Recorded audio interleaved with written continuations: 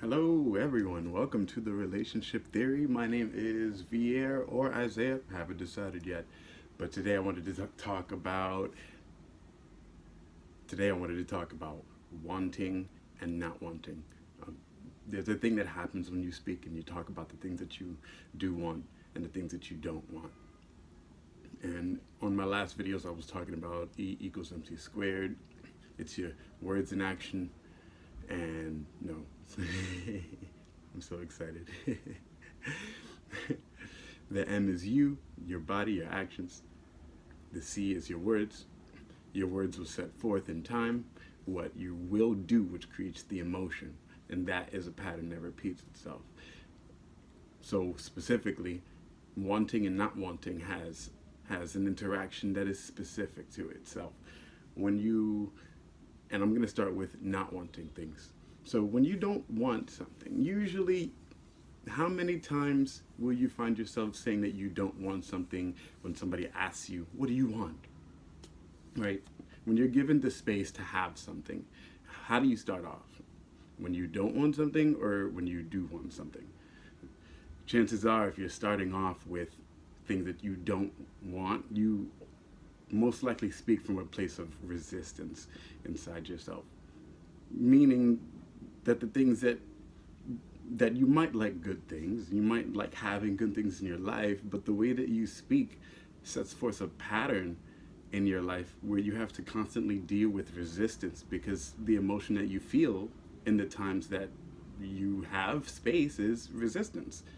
So I want to bring light to this today, to say that we don't want resistance in our life, but from what I'm thinking to understand about this, is that usually what we resist is something we do like, but we just don't like how it came around before. Because there's even this meme that I saw that says, "Oh, my cousin said that they hated K-pop and now they're dating someone that's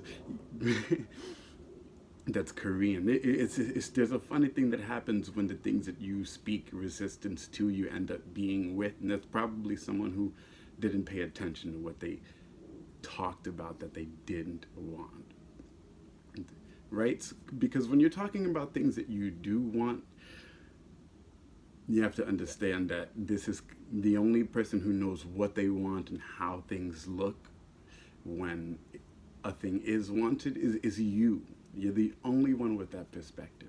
So what you want should be a beautiful thing. It should be an endearing process. If someone asks you, what do you want? You should be able to start coloring in the details and painting the lines. It should be a pretty thing. Usually we get into conversations around boundaries and things that like shouldn't happen. And this does make sense in a more business-like sense.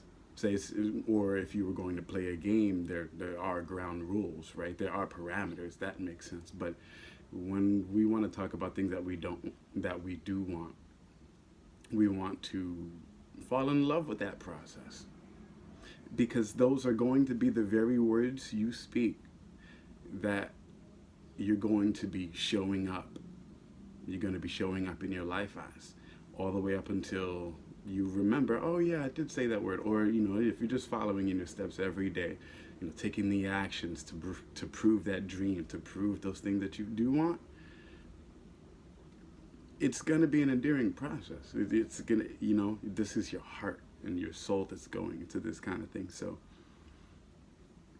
I just wanted to maybe shine some light on when you speak about what you don't want and what you do want. And hopefully you guys will consider, when someone asks you, what do you want? You start painting in the most beautiful lines of what you do want.